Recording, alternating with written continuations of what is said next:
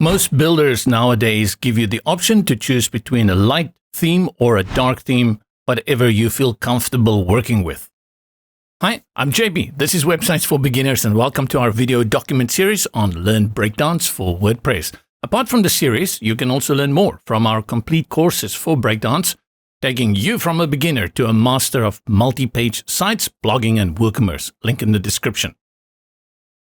Upon your first entrance of the Breakdance Builder, you will see that the theme is a light UI theme. Many people prefer the darker version. For people like me with astigmatism, I have to go with the light version. Dark one just doesn't work for me. But in case you want to go dark from the moment you go into the Breakdance Builder, you do that from the settings and the preferences here in the builder. At the top, go to the three dots, select, and go to Preferences.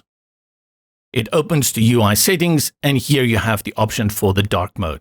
Select, and your dark mode activated. If this doesn't rock your boat, you go back to the three dots, Preferences, and untoggle the dark mode. And this light mode is the default setting.